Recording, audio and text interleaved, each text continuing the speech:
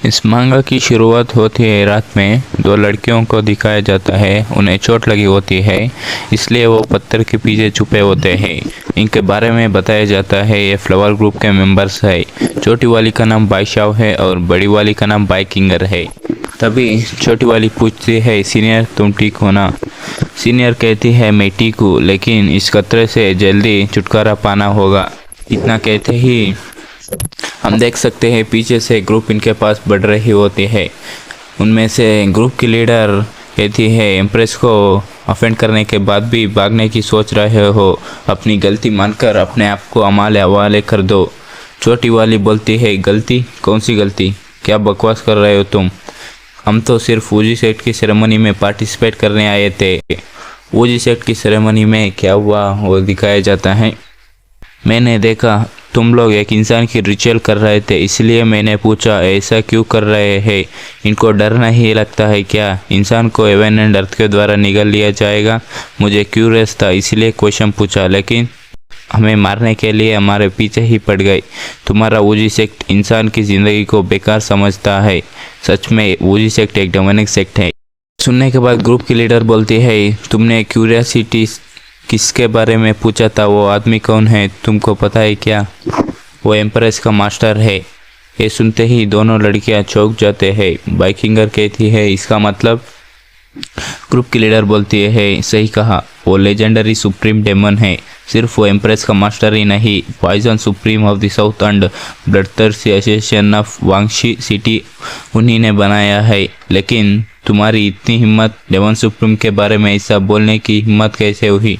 Empress ने तुम्हारा पूरा सेट को बर्बाद ना करके तुम्हारा ऊपर एहसान किया है। इतना बोल के उनके ऊपर हमला करने के लिए जंप करते हुए कहती है, तुम्हारा अगले ज़िंदगी में सिर्फ अपने काम से काम रखो। इतना कहते ही अटैक करती है। बड़ी वाली कहती है, शाव है, भागो, मैं उसे रोक के रखता हूँ। इतना बोलने के बाद मैं आसमान में एक क्रैक की साउंड सुनाई देती है। वहाँ से बिजली आकर किलर्स के बीच में गिरती है। बड़ी वाली कहती है, क्या हो रहा है? अर्थक्वेक आ रहा है क्या? इतना बोलते ही सभी लोग ऊपर देखते हैं। माउंटेन के ऊपर इंसान खड़ा होता है। इसके बारे में बताया जाता है, इसका नाम येशन है। शिवानजी सेठ का फार्मर हेड है और इस मांगा का मेन कैरेक्टर भी है। हमारा मेन कैरेक्टर अपने मन में सोच रहा होता है, अभी ब्रेक तो नहीं हुआ। 100 साल तक सेकुलेशन में रहने के बाद भी अभी सेम रिलम पे ही हूँ, लेकिन अपना फिजिकल बॉडी का पावर बढ़ चुकी है। अब मैं अपने आप को एक इमॉर्टल कंसिडर कर सकता हूँ। इतना सोचते ही अपना हाथ का पावर चेक करने के लिए उसकी हाथ हिलाता है। उस पावर से किलर्स के नीचे का ज़मीन टूट जाती है। वो सभी उड़ते हुए चिल्लाकर कह रहे थे, क्या कर रहे हो? लेकिन सभी दूर जाके गिरने के बाद सभी लोगों को चोट लगती है। ग्रुप लीडर कहती है, डैम इट, इनको कोई एक्सपर्ट प्रोटेक्ट कर रहा है। मैं जल्द से जल्द सेक्ट लीडर को रिपोर्ट करना है। इतना बोलते ही सभी लोग वापस चले जाते हैं। हमारे मेन कैरेक्टर सोच रहा होता है, नॉट बैड, बॉडी का पावर अच्छा है। इतना सोच के नीचे कुछ नोटिस करता है। वहाँ पर कोई है क्या? अभी मैंने माउंटेन को कट किया, मैंने नोटिस ही नहीं किया वहाँ कोई है।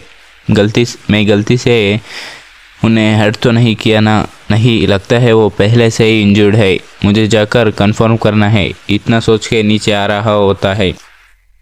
छोटी वाली कहती है, दीदी वो देखो, इस तरफ ही आ रहा है। हमारा मेन कैरेक्टर नीचे उतरने के बाद पूछता है, तुम ठीक हो ना? लेकिन उसका प्रेशर के चक्कर में इनका हालत ख़राब होती है। लड़कियां मेन कैरेक्टर को सारी कहानी बताया जाता है, उनके साथ क्या हुआ। उनकी बात सुनने के बाद मेन कैरेक्टर बोलता है, तुमने गलती से कुछ बुरा बोल दिया, इसलिए वो सेक्ट वाले तुम्हारा पीछे पड़ गया। वो सेक्ट अच्छा नाम है, पता नहीं क्यों ये मेरे शिवानजी सेक्ट से मिलता जुलता है।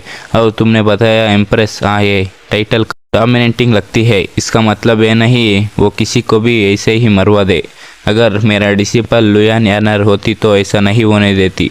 छोटी वाली कहती है, आपकी तरह आपकी डिसिपल भी अच्छी होगी, है ना दीदी? बड़ी वाली सिर्फ बोलती है। मेन कैरेक्टर बोलता है, ठीक है, तुम लोग सही हो तो मैं ज़्यादा देर तक नहीं रुक सकता, मुझे काम है। जाना होगा, इतना बोल के उड़कर चला जाता है। छोटी वाली कहती है आखिर एक एक्सपर्ट ही होता है, इतना जल्दी डिसअपियर हो गया। दीदी हम भी फ्यूचर में इतना पावरफुल बन पाएंगे? लेकिन हम देख सकते हैं किंगर कुछ भी नहीं बोल रही होती है। शाहे बोलती है दीदी क्या हुआ? किंगर को देख सकते हैं वो डर की वजह से नीचे बैठ जाती है और कहती है लुयान यानर। इसने बताया उसकी डिसिपल का नाम लुयान यानर है। शाहे तुम भूल गई, एम्प्रेस हमें मरने के लिए हमारे पीछे पड़ी थी, उसका नाम भी लुयान यानर है। ये सुनने के बाद शाहे भी शॉक हो जाती है। फिर हमारे मेन कैरेक्टर को दिखाया जाता है, वो अपने मन में सोच रहा होता है पता नहीं मेरी प्यारी डिसेबल क्या कर रही होगी। इस एपिसोड की शुरुआत में हमें पास्ट का सीन दिखाया जाता है। कोई मास्टर कह रहा होता है।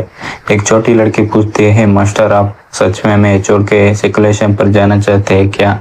ये सुन के हमारा मेन कैरेक्टर कहता है कोई बात नहीं, मैंने सभी गद्दारों को मार दिया है, अगले 100 सालों तक कोई हमारी शिवांजी सेठ को अफेंड करने के बारे में नहीं सोचेगा। किसी को भी डरने की कोई बात नहीं है। यानर रोते हुए कहती है मास्टर आप हमें छोड़ के मत जाइए।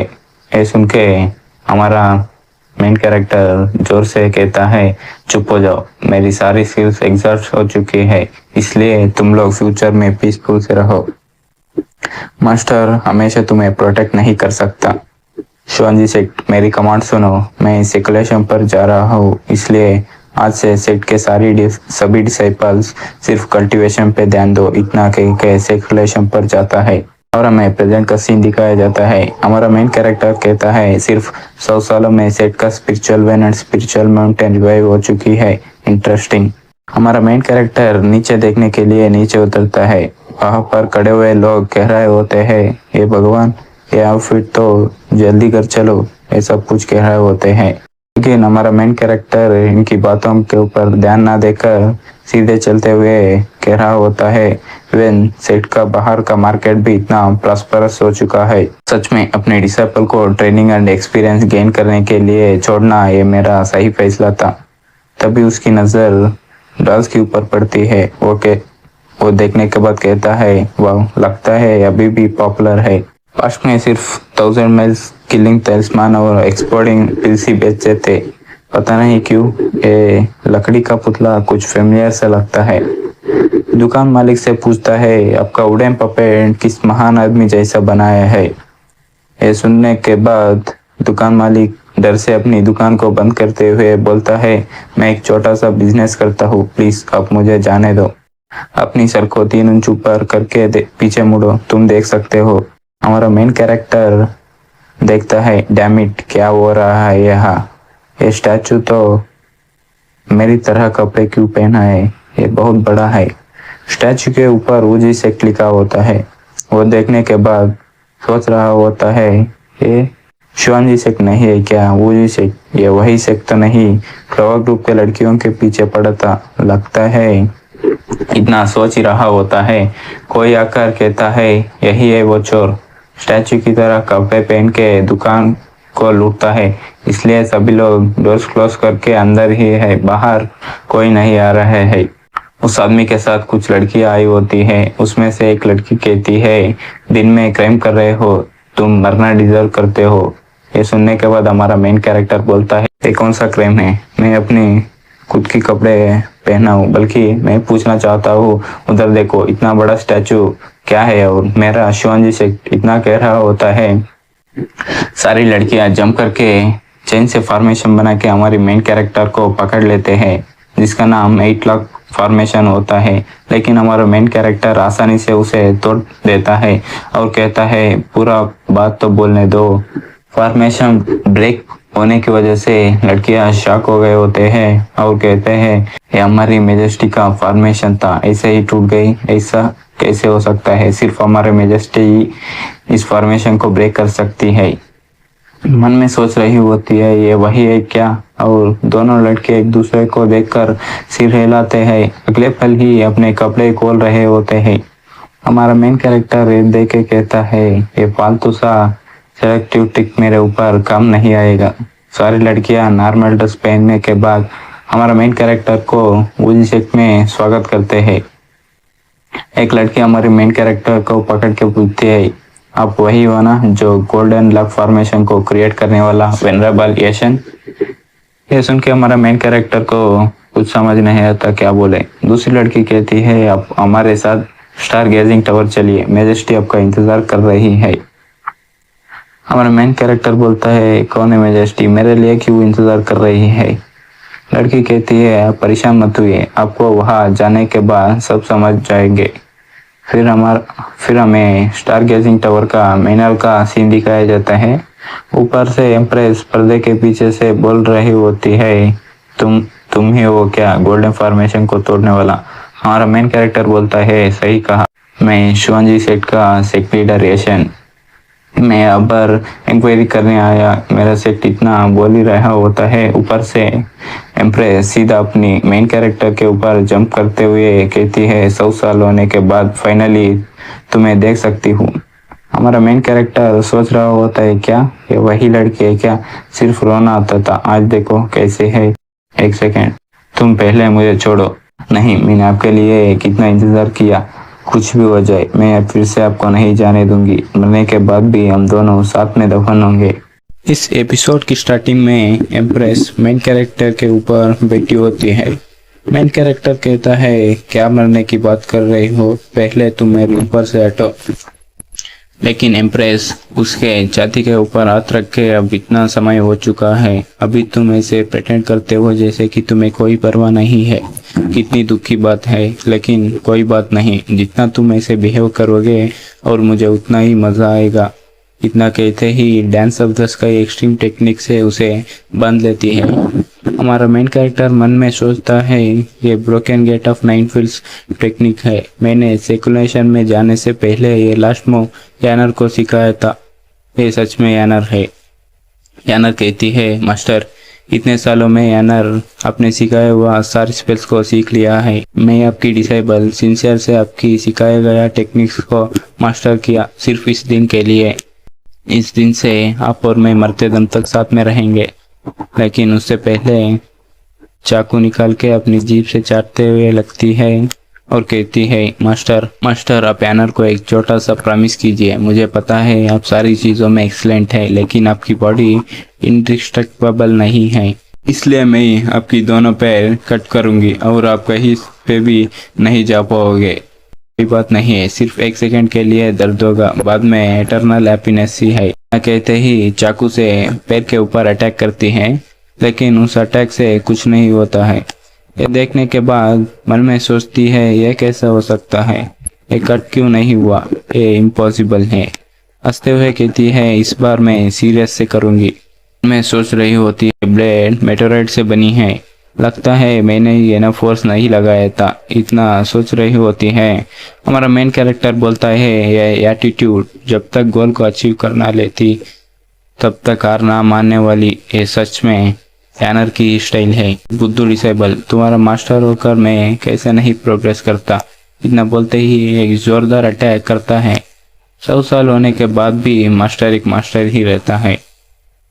मेरे दिल में यानर हमेशा मेरी लवली डिसेबल रहेगी। इतना बोल के उसकी तरफ देखता है। हम देख सकते हैं उस अटैक की वजह से यानर के कपड़े जल गए होते हैं। यानर कहती है, मास्टर आप सच में उस तरह सोचते हैं क्या। हमारा मेन कैरेक्टर यानर को ऐसे देख के उसका नस ब्लीडिंग होती है और मन में सोच रहा होता है अटैक कुछ ज़्यादा ही पावरफुल था। अपनी मुंह छुपाते हुए कहता है, मास्टर चेंज नहीं हुआ है, पहले तुम जाकर अपनी कपड़े बदल लो। यानर कहती है, मास्टर अब बहुत बड़े झूठे बोल रहे हैं, आप 100 साल होने के बाद भी आपका दिल नहीं बदला है, लेकिन आपने हमारे बीच का प्रॉमिस के बारे में मेंशन ही नहीं किया, सच में आप उसे भूल चुके हैं। ये सुनने के बाद हमारा मेन कैरेक्टर को कुछ याद आता है, मन में सोचता है प्रॉमिस, फिर हमें पास्ट का सीन दिखाया जाता है। यानर कह रही होती है, अब बहुत बड़े झूठे हैं, आपने कहा ये फॉर्मेशन ब्रेक नहीं होगा, लेकिन फिर भी यानर को चोट लगी है, मेरा चेहरा खराब हो चुकी है, मैं कैसे शादी कर सकता हूँ।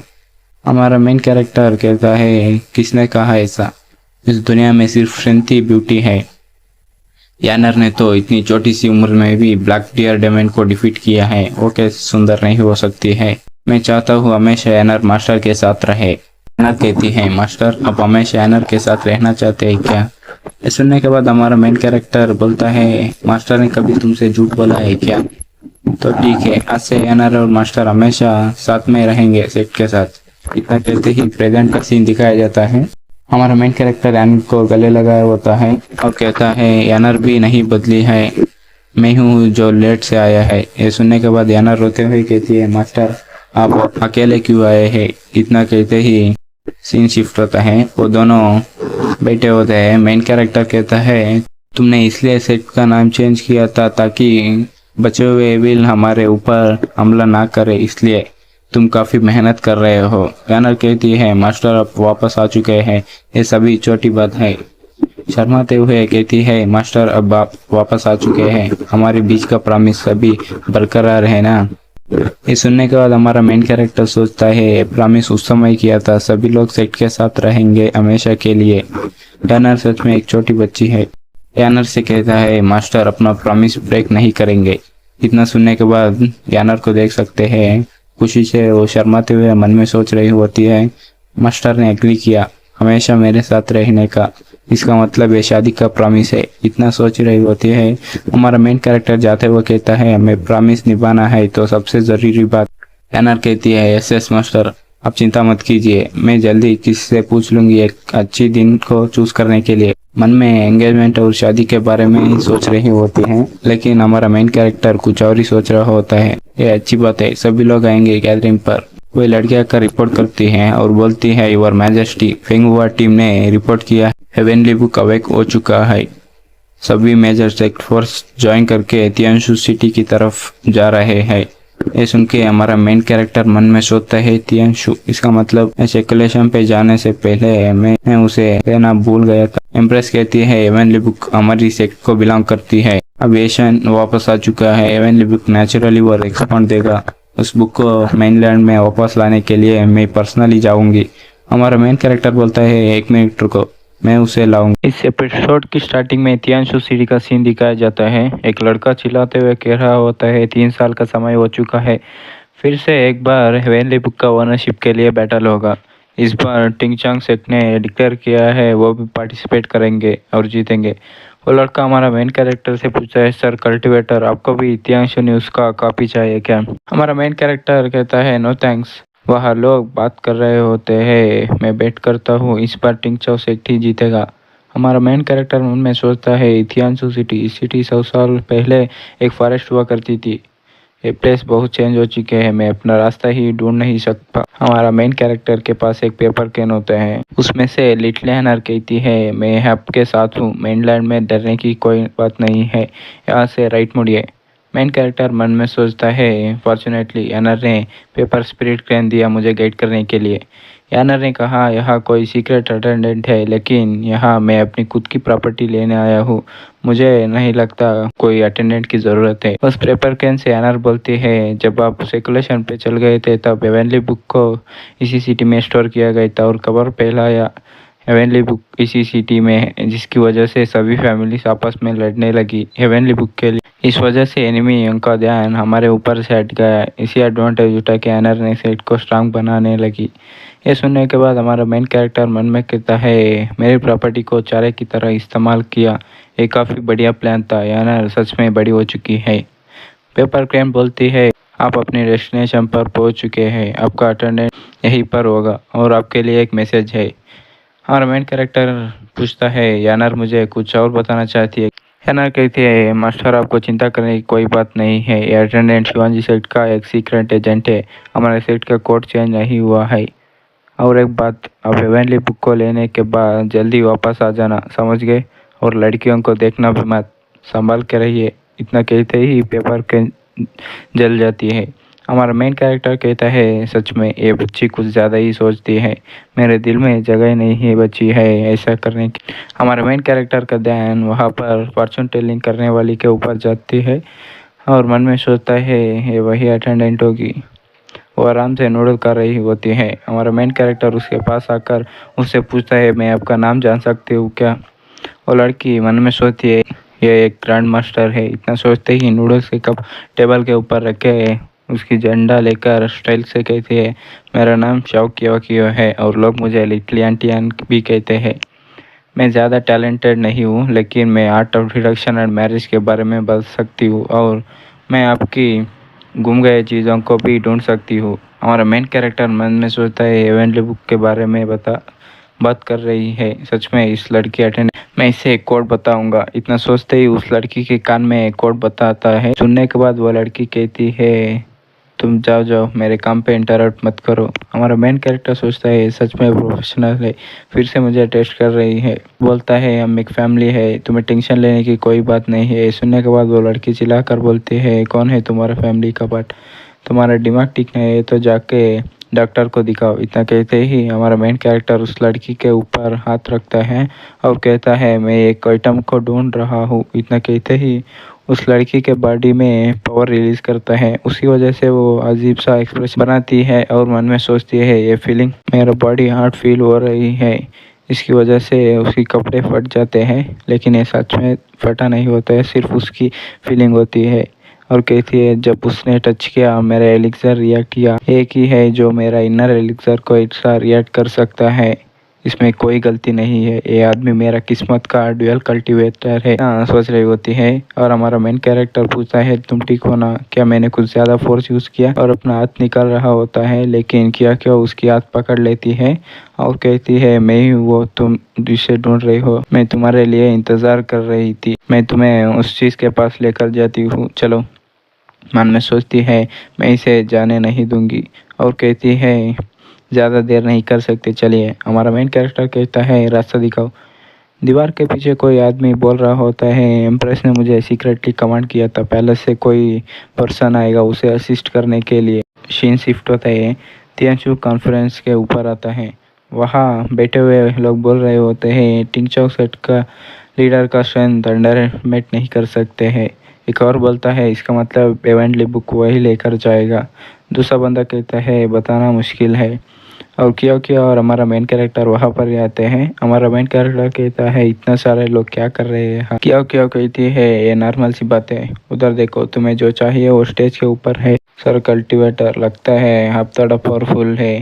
इन लोगों की तरह आप भी एवेंटली बुक के लिए आए हैं। रूमर्स है, जो भी एवेंटली बुक को अपटेन करेगा वो मेनलैंड को भी अपटेन कर सकता है, लेकिन आपको बुक को वे करने के लिए गुड लक के अलावा आपको टियांशु सिटी के लॉर्ड के द्वारा रिकॉग्नाइज होना है। इसी रीज़न की वजह से वो स्टेज के ऊपर फाइटिंग कर रहे हैं। मेरे नज़र में आप टिंगशाओ सेट के लीडर से कुछ कम नहीं है। आपको वेनली बुक चाहिए तो मैं आपकी हेल्प कर सकती हूँ। आप मेरे साथ ड्यूअल कल्टीवेट। इतना कह ही रहा होती है, हमारा मेन कैरेक्टर की तरफ देखती है, लेकिन वहाँ से गायब हो गए होता है। लोग कहते हैं, उधर देखो, कोई ऊपर जा रहा है। स्टेज के ऊपर दो लोग फाइट कर रहे होते हैं। उसे इग्नोर मार के हमारा मेन कैरेक्टर सीधा बुक के पास जा रहा होता है। उनमें से एक पीछे से हमारा मेन कैरेक्टर के ऊपर अटैक करते हुए कह रहा होता है, फाइट का एडवांटेज लेकर ट्रेजर को चुराना चाहते हो, मैं तुम्हें मार दूंगा। इतना कहते ही काफ़ी गुस्से से अटैक करने बढ़ रहे होते हैं। क्या और डर की वजह से अपना चेहरा कवर करती है। इस एपिसोड की स्टार्टिंग में बताया जाता है 100 साल पहले जब शुआन से डिक्लाइन हुआ तब चांगयोन कॉन्टिनेंट में सिविल वार होने लगी, लेकिन टिंग चाओ सेट जैसा एक कमजोर सेक्ट में एक जीनियस अपीयर हुआ और उसने अलग अलग स्किल्स और मार्शल आर्ट्स को मास्टर किया। उसका सामना कोई नहीं कर सका। ये जीनियस और कोई नहीं, वो वही टियान हेंग है। इतना कहते ही हमें टियान को दिखाते हैं। वो हमारा मेन कैरेक्टर के ऊपर अटैक करता है। उस अटैक की वजह से एक बहुत बड़ा धमाका होता है। उसे देखने के बाद लोग बोल रहे होते हैं, ये फिफ्थ स्टाइल ऑफ डिसइंटीग्रेशन पंच है। लगता है टियान हेंग गुस्सा हो चुका है, ये पावरफुल है और कौन जाके फाइट करेगा। क्या वो मन में सोच रही होती है, ये सच में ट्रबलसम है। टियन हैंग नैरो माइंडेड है, वो ऐसे ही जाने नहीं देगा, मुझे ही जल्दी जाकर उसे बचाना होगा। इतना कहते ही जा रही होती है और हमें टियन हैंग को दिखाते हैं। हमारा मेन कैरेक्टर कहता है, ये ग्रीटिंग करने का कोई नया तरीका है। टियन हैंग मन में सोचता है, इसने मेरा पंच को कैसे ब्लॉक किया, ये कहाँ से आया है। पीछे से सिटी लॉर्ड जांग जीशेंग कहता है, टियनहेंग, मैं तुम्हें एडवाइस दूंगा, तुम अपनी पूरी पावर से फाइट करो वरना मुसीबत हो सकती है। टियान कहता है तुम चाहते हो मैं अपनी पूरी पावर से लड़ाई करूं। वो अपनी पावर को एक्टिवेट करके पंच ऑफ डिसइंटीग्रेशन सेकेंड स्टाइल से मेन कैरेक्टर के ऊपर अटैक करता है, लेकिन हमारा मेन कैरेक्टर डॉज कर रहा होता है। टियान कहता है बच्चे मानना पड़ेगा, तुम्हारे अंदर दम है, लेकिन तुम्हें एक और बात बता दूं, पंच ऑफ डिसइंटीग्रेशन को मैंने ही क्रिएट किया है। फिस्ट के अलावा भी पैर से भी इस्तेमाल कर सकते हैं। इतना कहते ही पैर से अटैक करता, उस अटैक की वजह से हमारा मेन कैरेक्टर सीधा ऊपर उठ जाता है। लोग बोल रहे होते हैं टियानिंग ने उसकी टेक्निक को फिर से एडवांस किया, पहले वो फिर से फाइट करता था, पैर से भी अटैक कर सकता है। हमारा मेन कैरेक्टर मन में सोचता है तियांशु कॉन्फ्रेंस सिमिलर है मार्शल आर्ट कॉन्फ्रेंस जैसा, अच्छा होगा मैं भी इसी प्रोसेस को फॉलो करूँ। इतना सोच ही रहा होता है, टियानिंग जंप करके सीधा ऊपर आकर अटैक करता है। उससे हमारा मेन कैरेक्टर सीधा नीचे आकर लैंडिंग करता है और कहता है अच्छा हुआ शूज नहीं फट गई। टियानिंग फिर से अपनी पंच ऑफ डिसइंटीग्रेशन सेकेंड स्टाइल से हमारा मेन कैरेक्टर को पकड़ के जमीन पर पटक देता है और अपनी पैर से पंच ऑफ डिसइंटीग्रेशन सेकेंड स्टाइल से अटैक करता है। टियानिंग वहां से जंप करके आता है और हंसते हुए कह रहा होता है मैं जीत गया, अब हमें कोई डिस्टर्ब नहीं करेगा, चलो फिर से हमें एवेंली बुक के बारे में डिस्कशन करते हैं। इतना कह रहा होता है, सिटी लॉर्ड कहता है वर्ल्ड भाई पीछे देखो। टियान पीछे देखता है, हमारा मेन कैरेक्टर सीधा अटैक करने के लिए उसकी तरफ बढ़ रहा होता है, लेकिन धीरे से उसके माथे पर क्लिक करता है। उसकी वजह से टियान सीधा पीछे जाकर दीवार से टकराता है। उसके पास आकर हमारा मेन कैरेक्टर कहता है गाइड करने के लिए तुम्हारा शुक्रिया, अब एवेंली बुक मेरा है। लोग बोल रहे होते हैं क्या हुआ, उसने सिर्फ एक फ्लिक मारी, इतने में ही टियानिंग हार गया। कौन है ये पर्सन, ये डिजर्व करता है एवेंली बुक को। टियानिंग को दिखाते हैं उसकी हालत खराब होती है। वो कहता है जांग जिशन कब तक तुम खड़े रहोगे, मत बोलना जो तुम्हें चाहिए वो सिर्फ टिंचा से ही दे सकती है। चांग जीशम बोलता है वर्ल्ड भाई तुम मान क्यों नहीं लेते, तुम्हारा स्किल्स अच्छा नहीं है। टियानिंग तुम अभी नहीं समझे, क्योंकि तुम्हारी स्किल्स अच्छा नहीं है इसीलिए तुम प्यार करने वाले मर गए। ये सुनने के बाद टियानिंग को काफी गुस्सा आता है। वो अपनी पावर को एक्टिव करता है, आसमान से बिजली अपीयर होती है। चांग कहता है टियानिंग तुम पागल हो गए क्या। जांग भी अपनी प्रोटेक्शन को एक्टिव करता है। लोग कहते हैं देखो जांग भी टेक्निक यूज कर रहा है। इस बार की टियांशु कॉन्फ्रेंस काफी इंटरेस्टिंग है। तभी आसमान से लाइट की बाल गिरने लगती है। जांग मन में सोचता है काफी देर हो गया, वो सीधा लोगों के ऊपर गिर रहे होते हैं। एक बाल आकर सीधा लड़की के अरमान के ऊपर गिरती है, तभी उसमें से बहुत लाइट निकलने लगती है और अचानक से ब्लास्ट हो जाता है। पूरे अरीना में भी ब्लास्ट हो रही होती है। सभी लोग भाग रहे होते हैं और बोल रहे होते हैं ये क्या हो रहा है। कियाओ को दिखाते हैं, वो भी ब्लास्ट से बच रही होती है और मन में सोचती है उस बुड्ढे टियांग ने थंडर को एक्टिव किया है, आधे घंटे में ये जगह डिस्ट्रॉय हो जाएगी, पता नहीं वो ब्लैड कैसे होगा, मुझे ही जाकर बचाना होगा। फिर हमें एशियन को दिखाते हैं, उनको साफ कर रहे होते हैं। उसके पास थंडर गिर रही होती है, लेकिन हाथ से उसे साइड में फेंक रहा होता है और मन में कहता है थंडर थोड़ा ये ट्रबलसम है। जांग से कहता है तुम्हें भी नहीं लगता। जांग मन में सोच रहा होता है इस बिजली टच होने से ही चमड़ी जल जाएगी, लेकिन ये बच्चा हाथ से ही साइड में फेंक रहा है। एशियन अपने कपड़े को देखकर कहता है वो नहीं, मेरा स्लीव जल गए है। वो कहता है एक ग्रेट अपॉर्चुनिटी है अपनी बॉडी का स्ट्रेंथ को चेक करने के लिए। भी कियाओ के बड़े बड़े अरमान सीधा उसके मुंह के पास आ जाते हैं। वो कहती है नहीं तुम ऐसे नहीं मर सकते। एशियन को अपनी अरमानों में चिपका लेती है और कहती है तुम्हें किसने कहा हीरो बनने के लिए, आखिर में मैं ही तुम्हें रिस्क्यू करना पड़ रहा है। हमारा मेन कैरेक्टर सोचता है किस तरह का रिस्क्यू करना हुआ।